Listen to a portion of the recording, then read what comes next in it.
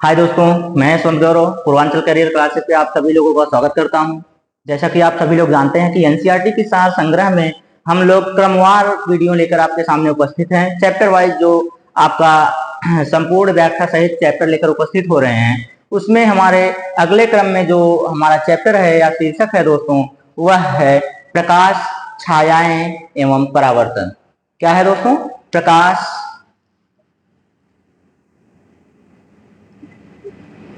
छायाएं एवं परावर्तन। क्या है दोस्तों? परावर्तन। तो दोस्तों आज हमें प्रकाश, छायाएं और उनके परावर्तन के बारे में पढ़ना है। तो प्रकाश की परिभाषा क्या होती है दोस्तों? प्रकाश अगर हम कहें तो क्या होती है? तो दोस्तों अगर आप अपने आसपास देख रहे होंगे, यदि प्रकाश नहीं है, रात के समय में देखेंगे, रात के समय में देखेंगे तो आपको कुछ दिखाई नहीं देता है। वहीं पर आप एक लाइट ऑन कर दीजिए या दिन में देखिए तो सारी वस्तुएं आपको दिखाई देती हैं। आपके पास भी रात में नहीं दिखाई देता है, लेकिन जब दिन में आते हैं तो दूर दूर तक की वस्तुएं आपको दिखाई देती हैं। क्यों? आपने अनुभव किया होगा। क्यों? क्योंकि दिन में लाइट रहती है, प्रकाश रहता है, सूर्य का प्रकाश रहता है, तब दिखाई देता है। या फिर अंधेरे में हमें कोई चीज ढूंढनी होती है तो हम टार्च बार लेते हैं, टार्च जला लेते हैं, फ्लैश लाइट ऑन कर लेते हैं। आजकल का जो जमाना है, टार्च तो खत्म ही हो गया है फ्लैश लाइट के आने से। फ्लैश लाइट ऑन करते हैं, क्यों करते हैं? क्योंकि हमें प्रकाश की आवश्यकता होती है। ये आवश्यकता होती क्यों है? किसी वस्तु को देखने के लिए। तो दोस्तों इसी में हमारी परिभाषा छिपी हुई है। क्या है? प्रकाश एक प्रकार की ऊर्जा है। प्रकाश एक प्रकार की क्या है? ऊर्जा है जो हमें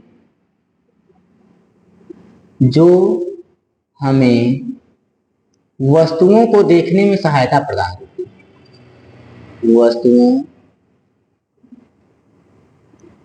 को देखने में क्या करती है? सहायता प्रदान करती है। सहायता प्रदान करती है।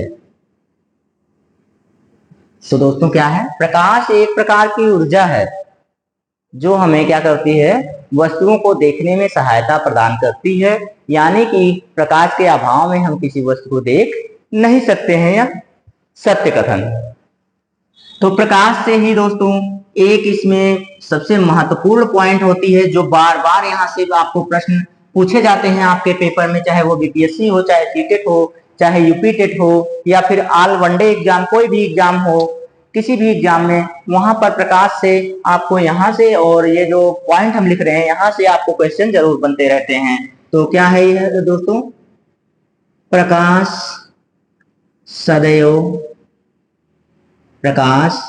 सदैव सीधी रेखा में गति करता है।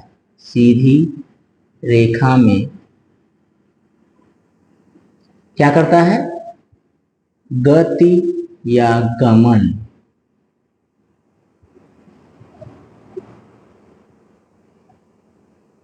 करता है। प्रकाश सदैव सीधी रेखा में गमन करता है या गति करता है, मतलब सीधे सीधे चलता है, इधर उधर मुड़ता नहीं है दोस्तों। ठीक दोस्तों, ये हो गया। अब प्रकाश के आधार पे दोस्तों हम इन्हें जो वस्तुएं स्वयं से प्रकाशित होती हैं या प्रकाश के द्वारा दिखाई देती हैं, उनको हम दो भागों में विभाजित कर देते हैं दोस्तों। कितने भागों में विभाजित करते हैं प्रकाश के आधार पे? तो प्रकाश के आधार पे हम वस्तुओं को दो भागों में विभाजित कर देते हैं। कौन कौन से भाग में विभाजित करते हैं दोस्तों? तो एक होता है दीप्त वस्तुएं, दीप्त, या इसी को हम लोग प्रदीप्त भी कहते हैं। प्रदीप्त वस्तुएं, ये हो गया दोस्तों। और दूसरा जो होता है, दो भागों में विभाजित किया जाता है दोस्तों, तो दूसरा होता है अदीप्त वस्तुएं। क्या होता है? अदीप्त वस्तुएं, ये हो गया। तो ये दीप्त वस्तुएं क्या होता है दोस्तों? दीप्त वस्तुएं वह वस्तुएं होती हैं दोस्तों, कौन सी होती हैं? दीप्त वस्तुएं वह वस्तुएं होती हैं जो स्वयं से प्रकाशित होती हैं, जो क्या होती हैं, स्वयं से प्रकाशित होती हैं दोस्तों, यानी कि जिनका स्वयं का प्रकाश होता है, जिनका स्वयं का प्रकाश होता है, जिनका स्वयं का प्रकाश होने का मतलब स्वयं से प्रकाशित होना। ठीक, देखिए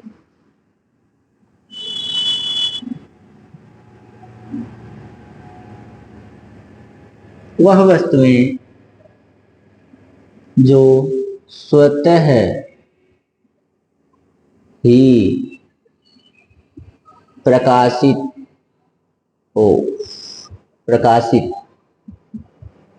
होती हैं, उन्हें दीप्त वस्तुएं कहते हैं। जैसे दोस्तों क्या होता है, सूर्य, सूर्य को किसी से आवश्यकता होती है दोस्तों प्रकाश लेने की? नहीं, यह स्वयं से प्रकाशित होता है। इसी तरह से हम कह ले जलती हुई मोमबत्ती, जलती हुई मोमबत्ती, ये हो गया दोस्तों जलती हुई मोमबत्ती। तीसरा कह लें सूर्य हो गया, जलती हुई मोमबत्ती हो गई, जलता हुआ बल्ब हो गया, जलता बल्ब, जलता हुआ कहिए या जलता बल्ब कहिए। ठीक दोस्तों, ये देखिए तारे हो गए दोस्तों। ठीक, तो दोस्तों इनका स्वयं का प्रकाश होता है, ये स्वयं से प्रकाशित होते हैं।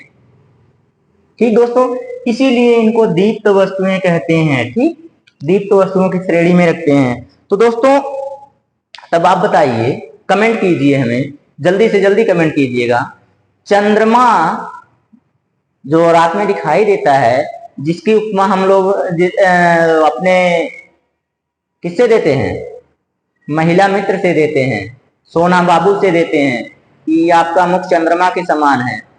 तो बताइए चंद्रमा स्वयं से प्रकाशित होता है या फिर दीप्त वस्तुओं में आता है या अदीप्त वस्तुओं में आता है दोस्तों? तो आप सोना बाबू के ही ख्यालों में मत डूबिए दोस्तों, आ जाइए अपने टॉपिक पर आ जाइए। तो टॉपिक में बताइए कि चंद्रमा दीप्त वस्तुओं में आता है या अदीप्त वस्तुओं में आता है, जल्दी जल्दी कमेंट कीजिए दोस्तों। ठीक दोस्तों, चलिए, तो अदीप्त वस्तु में क्या होता है, इसका सेम उल्टा होता है। वह वस्तुएं जो स्वतः प्रकाशित ना होकर के, स्वतः प्रकाशित ना होकर के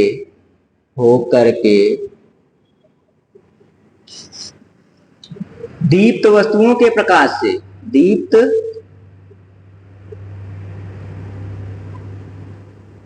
वस्तुओं के प्रकाश से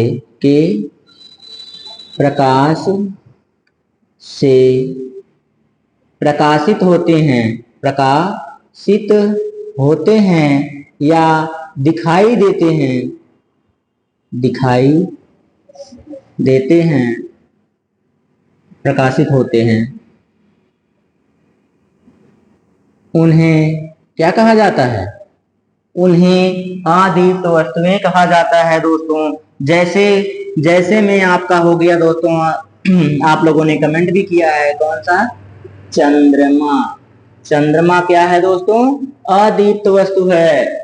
उसी तरह से पृथ्वी भी क्या है, अदीप्त वस्तुओं में आता है, अदीप्त की श्रेणी में आता है। रबर, लकड़ी, जितनी भी वस्तुएं हैं दोस्तों ये सभी क्या है, अदीप्त की श्रेणी में आते हैं। तो दोस्तों ये हो गए आपके दीप्त और अदीप्त प्रकाश का एक गुण और प्रकाश की परिभाषाएं हो गई। तो दोस्तों ये हो गई हमारी।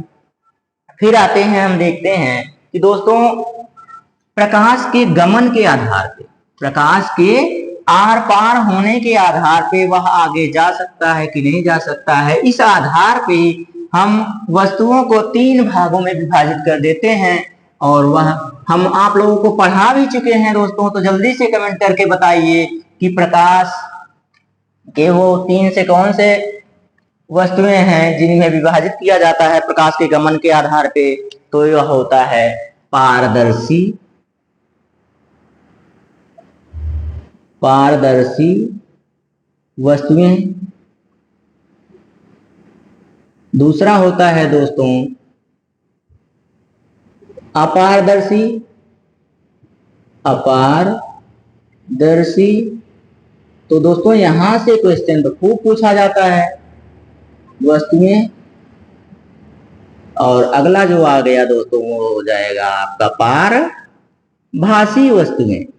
पारभासी वस्तुएं तो ये तीन प्रकार की वस्तुएं आपको दिख गई प्रकाश के गमन के आधार पे। प्रकाश के गमन के आधार पे तीन प्रकार की वस्तुएं आपको दिख गई हैं। तो ये वस्तुओं में पारदर्शी वस्तुएं कौन सी होती हैं? वे वस्तुएं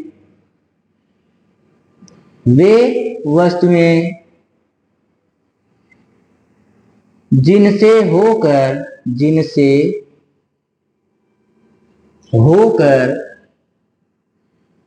होकर प्रकाश आर पार जा सकता है। आर पार का मतलब इधर से उधर, एक पार से एक तरफ से दूसरी तरफ आर पार जा सके, उन्हें पारदर्शी वस्तुएं कहते हैं। उन्हें क्या कहते हैं दोस्तों? पारदर्शी वस्तुएं कहते हैं। यानी कि दोस्तों अगर थोड़ा सा समझ लिया जाए तो क्या है कि बीच में एक आप शीशा रख दीजिए जिसपे पॉलिश ना लगी हो। जैसे खिड़की में शीशा लगा होता है ना कि अंदर बैठे रहिए या बाहर से भी आप रूम के अंदर देख सकते हैं, रूम के बाहर भी देख सकते हैं। जैसे गाड़ियों में होता है लगा हुआ शीशा दोस्तों, तो पारदर्शी शीशे होते हैं। पारदर्शी शीशे होते हैं, उसमें से आप आर पार देख सकते हैं। तो वही दोस्तों जिसके आर पार होकर प्रकाश क्या हो? प्रकाश आर पार जा सके, ठीक, इस पार से उस पार जा सके, तो वही होते हैं क्या? पारदर्शी वस्तुएं। जैसे हमने कहा, क्या कहा? बिना पॉलिश का शीशा, पॉलिश ना लगा हो, बिना पॉलिश का शीशा, बिना पॉलिश का शीशा। हाँ यहीं पे और लिख लीजिए शुद्ध जल। शुद्ध जल भी हमारा क्या होता है दोस्तों? तो यह भी पारदर्शी होता है। शुद्ध जल यह भी हमारा क्या होता है? पारदर्शी होता है। अपारदर्शी सीधा सीधा उल्टा हो गया दोस्तों इसी का।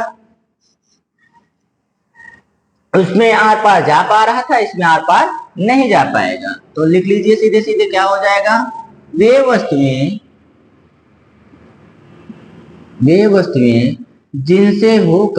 जिनसे होकर प्रकाश आर पार नहीं जा सकता, नहीं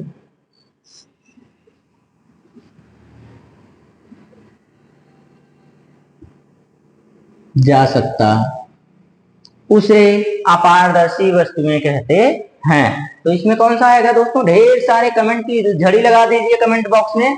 तो देखिए क्या होते हैं? रबर हो गया, लकड़ी हो गया, प्लास्टिक हो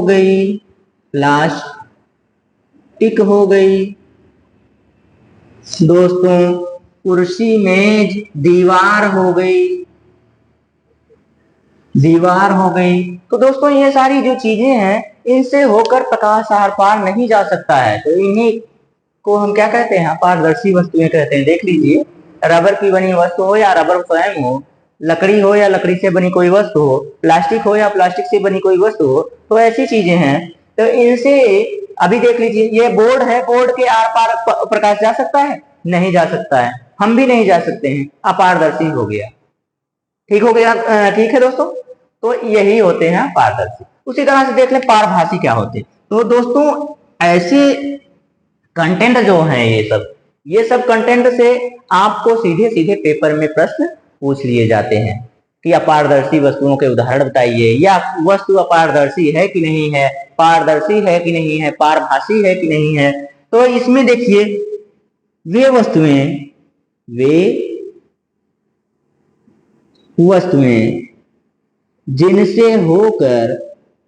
जिनसे होकर प्रकाश का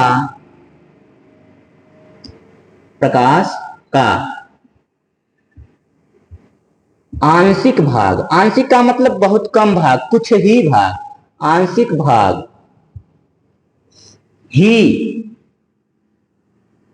आर पार जा सकता है लेकिन आंशिक भाग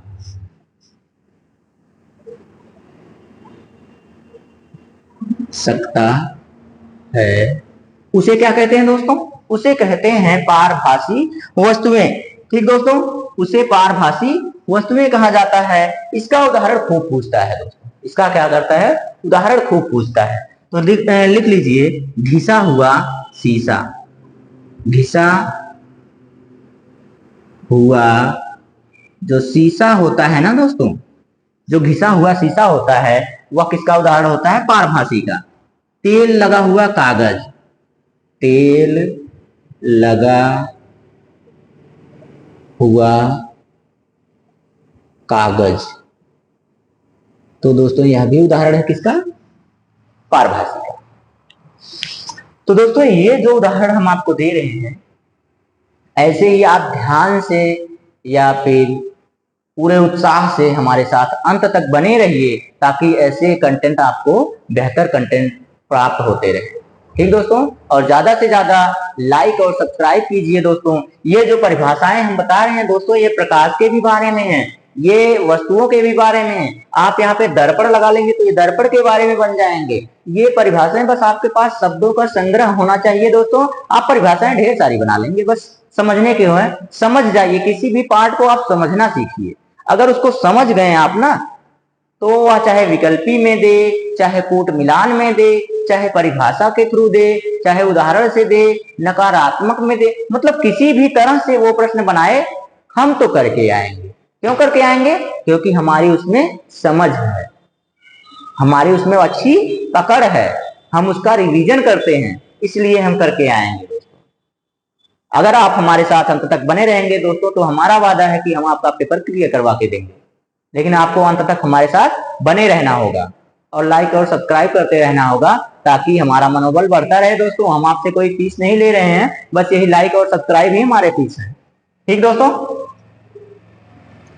तो चलिए चलते हैं हम अपनी अगली टॉपिक पर। एक और पॉइंट है आपकी दोस्तों, छाया। छाया का नाम लेते ही दोस्तों आप महिला मित्र पर ना जाइएगा, जो आपकी महिला मित्र हो या सोना बाबू हो, उस पर ना जाइएगा। छाया का मतलब यहाँ प्रकाश से जो छाया बनती है,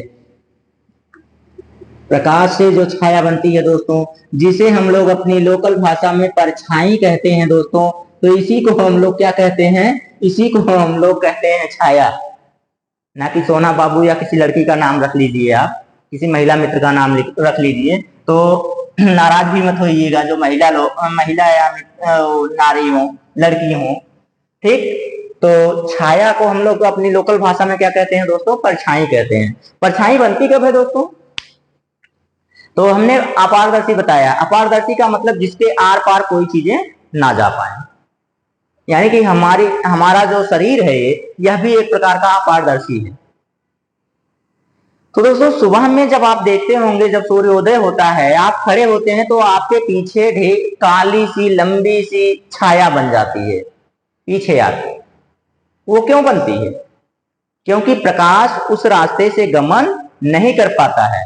प्रकाश है तो छाया है, प्रकाश नहीं है तो छाया भी नहीं है। आपके पास पैसे हैं तो लोग हैं, पैसे नहीं हैं तो लोग भी नहीं हैं। बस यही दुनिया की रीत है दोस्तों। चलिए फिर प्रकाश के थ्रू देख लेते हैं इसको। तो क्या है? प्रकाश के पथ में किसी अपारदर्शी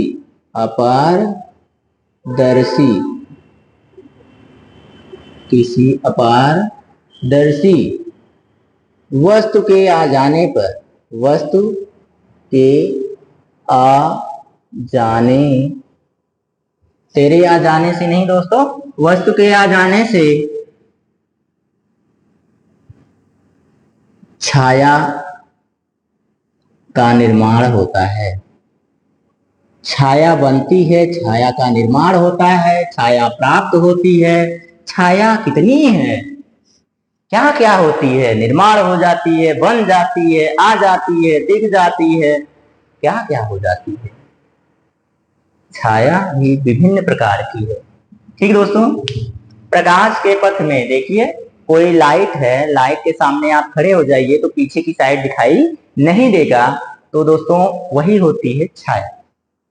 पीछे की साइड दिखाई नहीं देगा, पीछे क्या बन जाएगा, वहां तक आपकी जितनी आपकी हाइट है उतना पीछे क्या हो जाएगा, काला दिखेगा। काले आपकी जो परछाई है, सेम परछाई वही क्या होती है दोस्तों, परछाई को ही छाया कहते हैं। ठीक, तो आशा करते हैं दोस्तों आपको समझ में आ गया होगा कि छाया क्या होती है, छाया कैसी होती है, छाया कैसी दिखती है। तो दोस्तों छाया अगर आपको अंधेरे में कहीं जंगल में छोड़ दिया जाए, तो आप कहीं पेड़ है, पेड़ की छाया को देखते हैं तो भी आपको डर लग जाता है। अपनी खुद की छाया एकाएक देख लेते हैं, कहीं से खुर्र सी आवाज आई, खर्र से आवाज आई तो आप डर जाते हैं। तो दोस्तों क्या सोच लेते हैं, आपके दिमाग में चलता है कि यही चुड़ैनिया है, यही भुतवा है। तो ना चुड़ैनिया होती है दोस्तों, ना भुतवा होती है, वो आपकी परछाइयां होती है। ठीक दोस्तों, क्या होती है, आपकी परछाइयां होती है। तो डरिएगा नहीं, वो आपकी परछाई होती है, वो आपकी छाया होती है, प्रतिछाया। ठीक दोस्तों, तो ये देखिए दोस्तों, ये भी हो गया छाया क्या होती है। तो छाया के बाद आता है दोस्तों परावर्तन। परावर्तन के बारे में भी देख लेना है दोस्तों। परावर्तन की भी ढेर सारी परिभाषाएं होती है दोस्तों, आप जैसा समझिए वैसा बस समझ लीजिए, परिभाषाएं आप ढेर सारी बना लेंगे। परावर्तन,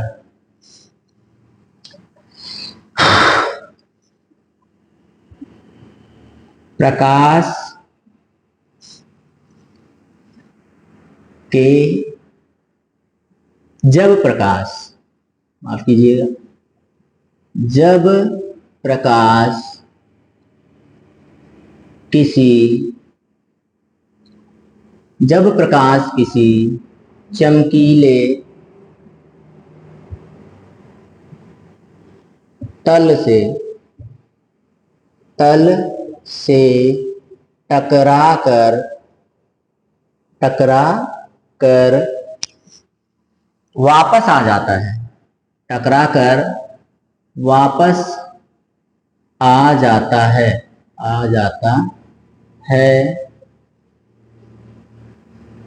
इस क्रिया को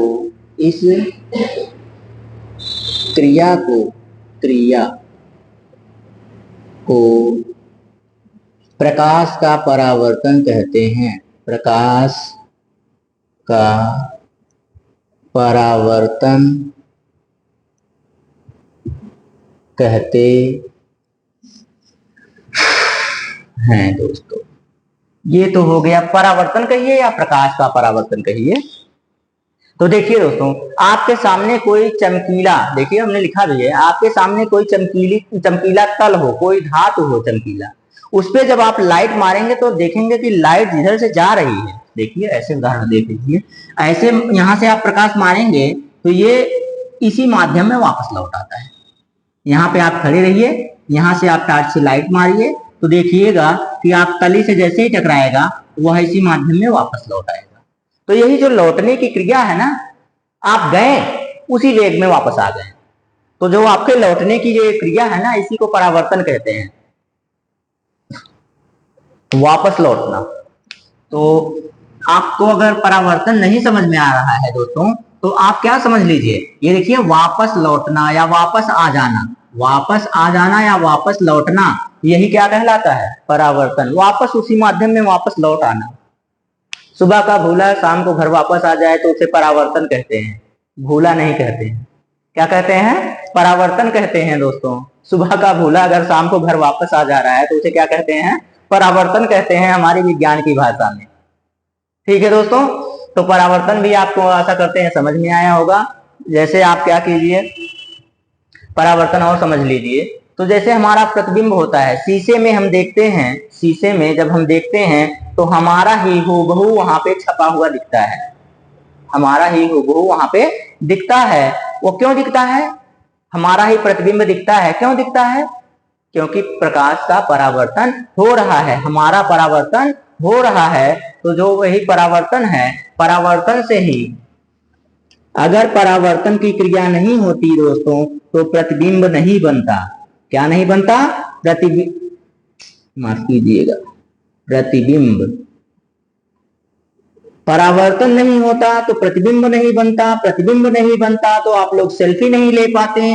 वो जो ऐसे नहीं, क्या फोन कहाँ गया हमारा, जो फोन लेके ऐसे टेढ़ा करके, ऐसे इधर उधर करके, ऊपर नीचे करके जो सिर्फ आप लोग ढेर सारा फोटो लेते हैं क्रीम पाउडर लगा के, तो वो किसके कारण होता है दोस्तों? तो परावर्तन के कारण होता है। परावर्तन के ही कारण हमारा प्रतिबिंब बनता है, प्रतिबिंब के कारण ही हमारे क्या बनते हैं? जो फोटोज होते हैं दोस्तों, जो हम लोग सेल्फी लेते हैं, जो हम लोग क्या लेते हैं? सेल्फियां लेते हैं, वो किसके कारण बनता है? हमारा प्रतिबिंब किसके कारण बना? फिर परावर्तन के कारण। ठीक दोस्तों, आशा करते हैं आपको अब अच्छे से समझ में आया होगा। तो ऐसे ही मजेदार क्लास को प्राप्त करने के लिए, ऐसे ही इंटरेस्टिंग स्टडी मटेरियल प्राप्त करने के लिए आप हमारे चैनल पूर्वांचल कैरियर क्लासेस को ज्यादा से ज्यादा लाइक और सब्सक्राइब कीजिए दोस्तों, और ऐसे ही मटेरियल प्राप्त करते रहिए। बस आज के लिए इतना ही दोस्तों। 1 मिनट दोस्तों, माफ कीजिएगा, आपकी अभी एक और पॉइंट बची हुई है। आज के लिए एक और पॉइंट पढ़ाने के बाद ही कुछ करते हैं। तो दोस्तों, एक आपका और है सूची छिद्र कैमरा। ये छूट रहा था दोस्तों आपका, सूची छिद्र कैमरा। ये तो बाद में याद आया। कहां भाग रहे थे भैया? हम नहीं छोड़ेंगे आपको, हमारे बच्चे आपको देख रहे हैं। चलिए, तो सूची छिद्र कैमरा क्या होता है दोस्तों? यह एक प्रकार का उपकरण होता है, यह एक प्रकार का उपकरण होता है। तो चलिए इसके बारे में थोड़ा सा देख लेते हैं क्या होता है। आपको यदि यह कह दिया जाए कि आप जलते हुए बल्ब की तरफ देखिए, तो क्या आप देख पाएंगे? नहीं देख पाएंगे।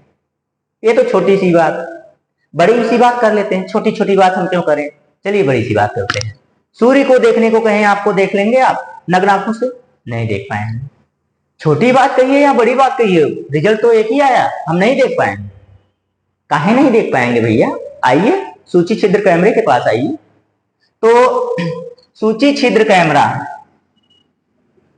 अत्यधिक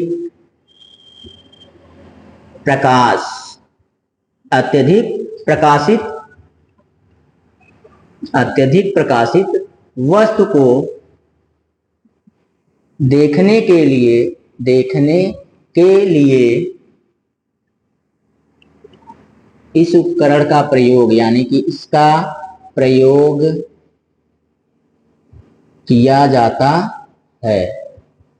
थोड़ा सा रफली लिख रहे हैं दोस्तों, इतना समझ लीजिएगा, बाकी हमने सही लिखा है।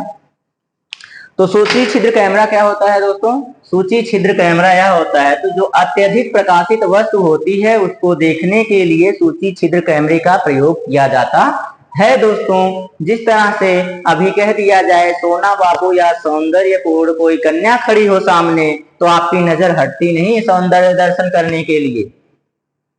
अगर वहीं पे चमकती हुई वस्तु, कोई बहुत तेज चमक रही हो वस्तु, उसको देखने को कर लिया जाए, तो ऐसे ही तुरंत क्या करेंगे? चेहरा घुमा लेंगे। क्यों? क्योंकि प्रकाश, ज्यादा तीव्र प्रकाश आपकी आंखों में चुभता है, पुतली आपकी बंद हो जाती है। ठीक दोस्तों, तो उसको देखने के लिए सूची छिद्र कैमरे का प्रयोग किया जाता है दोस्तों। बस आज के लिए इतना ही। धन्यवाद।